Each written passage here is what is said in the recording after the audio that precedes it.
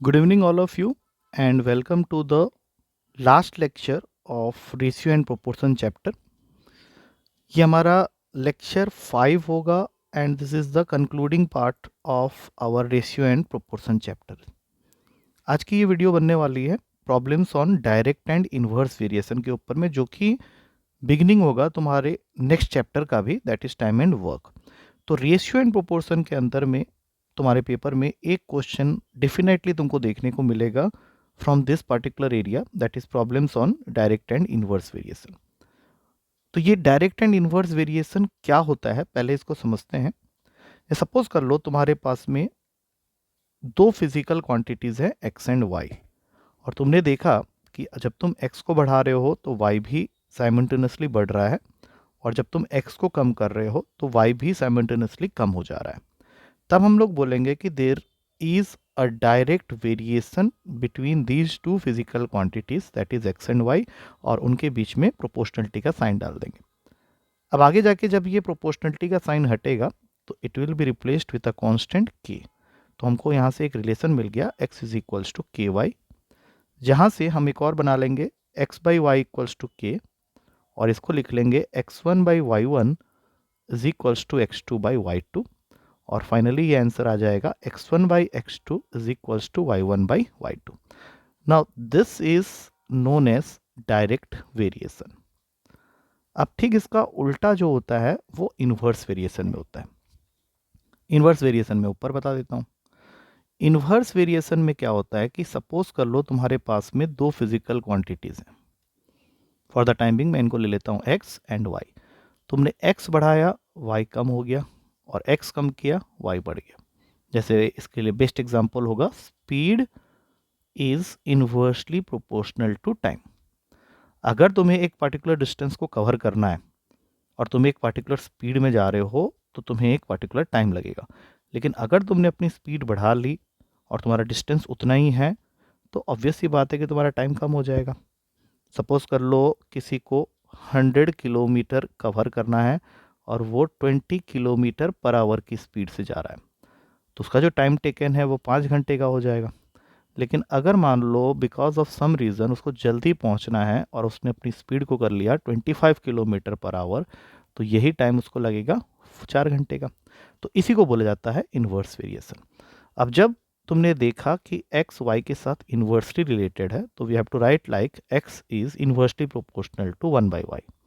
तो यहाँ से प्रोपोर्शनलिटी का साइन हटेगा तो ये बन जाएगा x इज इक्वल्स टू के बाई वाई। अब यहाँ से एक्स वाई की वैल्यू हो गई के, और एक फॉर्मूला बन गया x1 y1 is equals to x2 y2। तो फाइनली इसको हम लोग लिख सकते हैं x1 by x2 is equals to y2 by y1, and that is the indication that it is a inverse variation. क्योंकि जो पिछला वाला हमने निकाला था उसमें x1 के ठीक सामने y1 था और x2 के ठीक सामने y2 था, बट यहाँ क्या हो रहा है x1 के ठीक सामने y2 है और x2 के ठीक सामने y1 है। Now that is inverse and this is direct. अब इन्हीं को लेके आज के वीडियो में हम लोग क्वेश्चंस करने वाले हैं। तो let's start our questions round. सबसे पहला क्वेश्चन है x varies as mth power of y varies as nth power of z, and x varies as pth power of z। ये तीन रिलेशन लिखने के बाद तुमको यहाँ से क्या करना है, ये जो x proportional to z to the power of p है ये वैल्यू उठा के यहाँ पे पुट कर दो। तो ये बन गया z to the power of p proportional to y to the power of m। और तुम्हारा एक और इक्वेशन है जहाँ पे y की वैल्यू प्रोपोर्शनल है z की पावर n के साथ। तो हम लोग यहाँ से y की वैल्यू ले जाते हैं लेफ्ट हैंड साइड में, तो m चले जाएगा इसके नीचे। अब इन दो इक्वेशंस को ध्यान से देखो, इसको इक्वेशन 1 बना लो और इसको इक्वेशन 2 बना लो। तो दोनों इक्वेशन को अगर ध्यान से देखते हैं तो एक जगह y प्रोपोर्शनल है z के पावर n के साथ और एक जगह y प्रोपोर्शनल है z के पावर p बाई m के साथ। तो उस हिसाब से z के पावर में n must be equals to z के पावर में p बाई m। और हमने लॉ ऑफ एक्सपोनेंट में ये फॉर्मूला पढ़ा हुआ है कि अगर a to the power of m a to the power of n के इक्वल होता है तो मेरा m और n इक्वल हो जाता है। तो इस हिसाब से n की जो वैल्यू आएगी यहाँ पे that will be equals to p by m। और यहाँ से मुझे रिलेशन मिल गया p is equals to mn, जो कि सी ऑप्शन में अवेलेबल है। आई होप समझ में आ गया होगा तुम लोगों को। अगले क्वेश्चन में चलते हैं। अगला क्वेश्चन ये कह रहा है कि there is a quantity y that varies as sum of three quantities. तो मैंने y को प्रोपोर्शनल कर दिया है तीन क्वांटिटीज के सम के साथ, जिसमें पहला है a, दूसरा है b और तीसरा है c। अब उसके बाद a को बताया जा रहा है कि it varies as x, b के बारे में बताया जा रहा है it varies as minus x plus x square, और c के बारे में बताया जा रहा है कि it varies as x cube minus x square. तो फर्स्ट वाले में से अगर प्रोपोर्शनलिटी का साइन हटाएंगे तो ये मुझे देगा k1x। दूसरे वाले में से प्रोपोर्शनलिटी का साइन हटाएंगे तो वहाँ k2 लिखेंगे and that is minus x plus x square. तीसरे वाले में से प्रोपोर्शनलिटी का साइन हटाएंगे तो यहाँ लिखेंगे k3 multiplied with x cube minus x square. अब इन तीनों को ले जाके हमें यहाँ पुट करना है, बट यहाँ पे हम देख सकते हैं कि एक और प्रोपोर्शनलिटी है तो उसको हटा के पहले k लिख लो। तो y is equals to k times of a plus B plus C. तो k यहाँ बैठ गया, a के जगह में आ गया k1x, b के जगह में आ जाएगा minus k2x plus k2x square, और c के जगह में आ जाएगा k cube x cube minus k cube x square. अब जरा यहाँ ध्यान से देखते हैं कि कोफिशिएंट ऑफ x क्या क्या है। तो कोफिशिएंट ऑफ x मुझे यहाँ पे दिख रहा है k1 माइनस k2, इसको ले लिया मैंने एक ब्रैकेट में। उसके बाद मुझे एक्स स्क्वायर का कोफिशिएंट चाहिए तो वो है k2 माइनस k3, और सबसे लास्ट में k3 का कोफिशिएंट एक्स क्यूब का दैट इज k3। तो अब जब मैं ब्रैकेट खोल रहा हूँ तो मेरे पास में आंसर आ रहा है k times of k1 minus k2 into x, दूसरा टर्म आ रहा है k into k2 minus k3 into x square, और तीसरा टर्म आ रहा है k into k3 into x cube.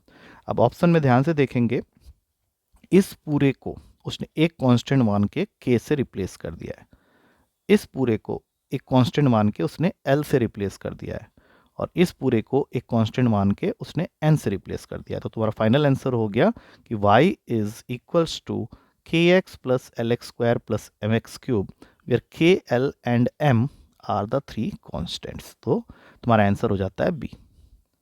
Next question है कि suppose y is equals to sum of two quantities, उन दो क्वांटिटीज को मान लेते हैं a एंड b, जिसमें से a varies directly as x and b varies inversely as x। तो उस हिसाब से प्रोपोर्शनलिटी का साइन हटेगा तो यहाँ पे आ जाएगा a इक्वल्स टू k1x, और यहाँ से प्रोपोर्शनलिटी का साइन हटेगा तो ये बन जाएगा b equals to k2 by x. अब इनको उठा के यहाँ पुट कर दो so that your equation will be a is equals to k1x plus k2 by x. अब इसके बाद अगर तुम्हें y और x के बीच का रिलेशन चाहिए तो उसके लिए तुमको k1 और k2 निकालना पड़ेगा, और उसके लिए उसने तुम्हें यहाँ पे कुछ कंडीशंस दिए हुए हैं। कंडीशन नंबर 1 कि जब x 4 है तो y 6 है, तो इक्वेशन के हिसाब से ये हो गया 4k1 प्लस k2 बाई 4, जो कि तुम्हारे इक्वेशन को बना देगा 24 is equals to 16k1 plus k2। उसी तरह से एक दूसरा इक्वेशन बनने वाला है, जब x 3 है तो y 10 बाई 3 है, तो ये यहाँ पे पुट कर लेते हैं 10 by 3 is equals to 3k1 plus k2 by 3। तो टोटल आंसर आ गया 10 by 3 equals to 9k1 plus k2 whole upon में 3, 3 से 3 कैंसिल हुआ तो ठीक इसके नीचे लिख देता हूँ 9k1 plus k2 equals to 10। अब अगर हम लोग यहाँ से लीनियर इक्वेशन के कंसेप्ट से सॉल्व करते हैं तो k1 की वैल्यू आ जाएगी 2 और k2 की वैल्यू आ जाएगी -8, and as soon as we get this value we can put this values here, यहाँ पे डालेंगे और यहाँ पे डालेंगे, तो इससे तुम्हारा डी ऑप्शन आ जाएगा। बट ये मेथड जो है ये अपने आप में थोड़ा टीडियस मेथड है। यहाँ पे हम लोग एक शॉर्टकट यूज़ कर सकते हैं, और वो शॉर्टकट क्या है कि उसके लिए तुम्हें ऑप्शंस के हिसाब से चलना पड़ेगा।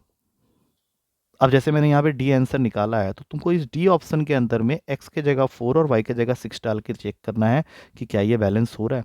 तो ये काम मैं यहीं कर देता हूँ, y को 6 रखना है, x के जगह 4 रखना है, 2 इंटू 4 माइनस 8 बाई 4, ये इसको काट देता है 2 में, 8 माइनस 2 बिल्कुल सही है 6।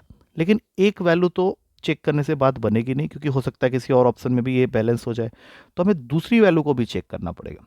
अगर दोनों वैल्यू इसको सेटिस्फाई करते हैं तब जाके आंसर बैठता है। तो y के जगह है 10 बाई 3, x के जगह हम लोग 3 रखने वाले हैं तो 2 इंटू 3 माइनस 8 बाई 3, तो टोटल हो गया 6 माइनस 8 बाई 3, इसको सॉल्व करने पे 10 बाई 3 आ रहा है। तो अब इस आंसर को सही होने से कोई नहीं रोक सकता। मैंने इसको मेथड से भी बता दिया है और इसके ऑप्शन वाले मेथड से किस तरह से आंसर तक पहुंचना है वो भी बता दिया है। तो दोनों मेथड यूज़ कर सकते हैं, लेकिन एग्जाम पॉइंट ऑफ व्यू से ये जो ऑप्शन वाला तरीका है वो ज़्यादा बेनिफिशियल होगा। I hope you understand the option वाला मेथड।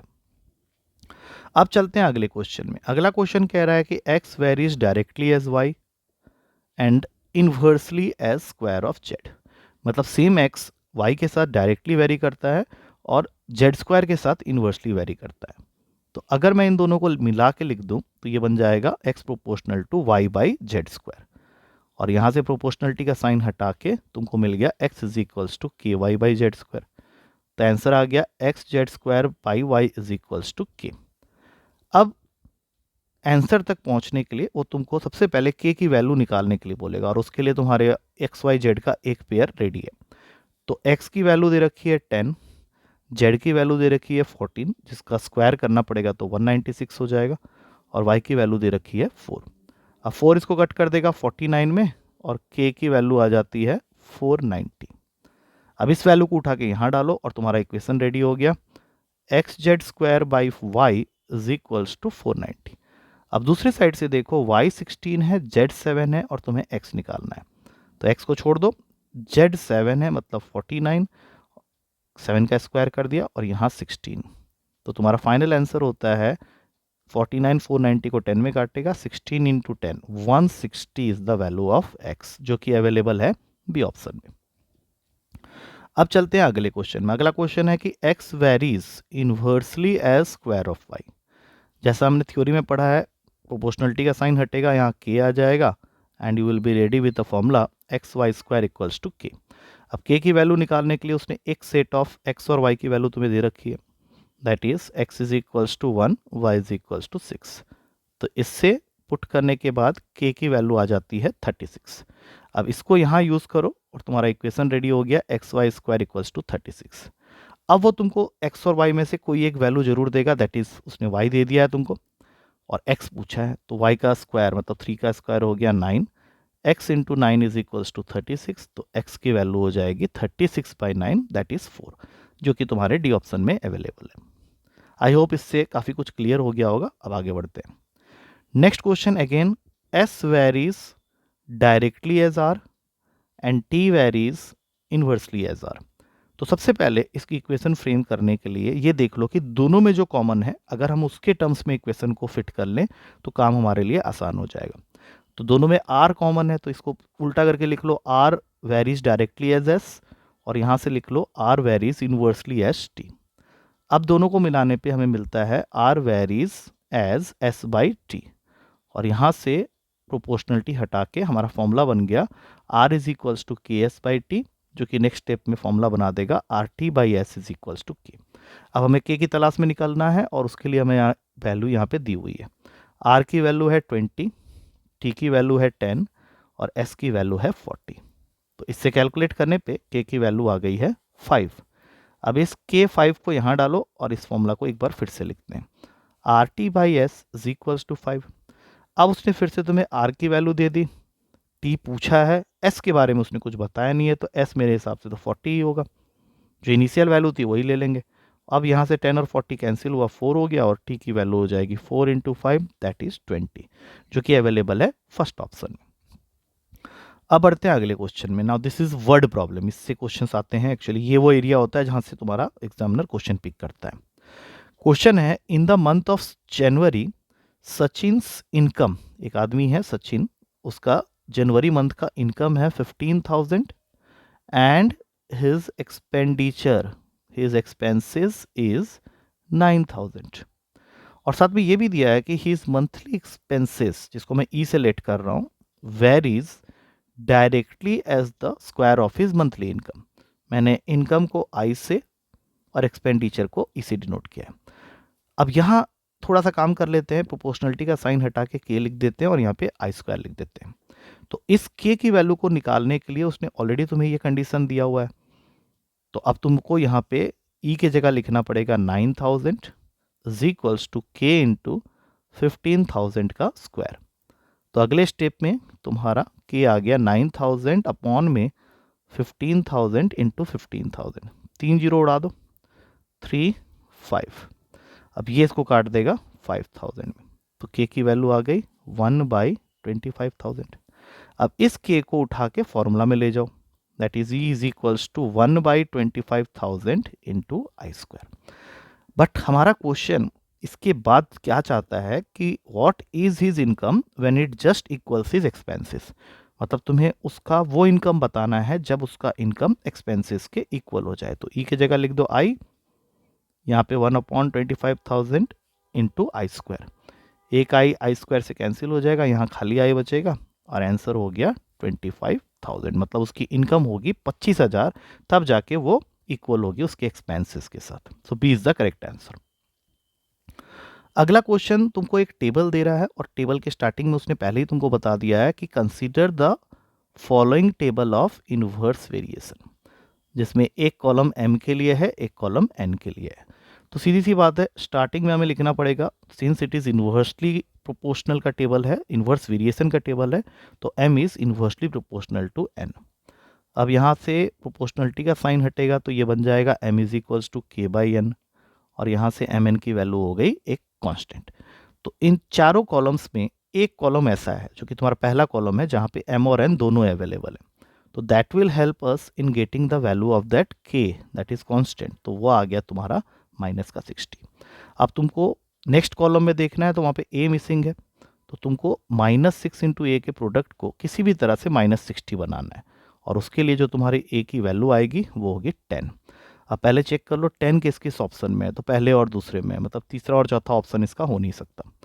b निकालने के लिए 2 into b must be equals to -60, that means m into n must be equals to that. तो b की वैल्यू हो जाएगी माइनस का 30। अब -30 वाला ऑप्शन सिर्फ a में अवेलेबल है, तो इसको हम लोग टिक मार सकते हैं, बट फिर भी to be on the safer side let's get the value of c also. तो c into 6 must be equals to -60, तो यहाँ से c की वैल्यू आ गई -10, and I think now we are well confirmed कि a is the correct answer. अब चलेंगे अगले क्वेश्चन में। क्वेश्चन क्या कह रहा है कि height of a tree varies as the square of its age. मैंने यहाँ पे h मान लिया है हाइट ऑफ द ट्री को, और a मान लिया है, क्वाइट ऑब्वियस है, एज को। अब प्रोपोर्शनलिटी का साइन हटा, यहाँ पे आ गया h इज इक्वल्स टू के स्क्वायर। तो पूरी कहानी k के कैलकुलेशन के लिए करते हैं पहले। When the age of the tree is 9 year, यहाँ पे 9 स्क्वायर कर दो, इट्स हाइट इज 4 फीट, तो यहाँ पे लिख दिया 4। तो k की वैल्यू हो गई 4/81। अब इसको संभाल के रख लो और इसको उठा के इस इक्वेशन में पुट कर दो, सो दैट हमारा इक्वेशन आ गया h is equals to 4/81 into a square. अब क्वेश्चन है कि what will be the height of the tree at the age of 16 year. Height हमें बताना है, लेकिन जब ये 16 ईयर का, स्क्वायर रूट होना चाहिए, स्क्वायर ऑफ इट्स एज से तो बात बनेगी नहीं। तो आई थिंक यहाँ क्वेश्चन में हमें चेंज करना पड़ेगा, it should be square root.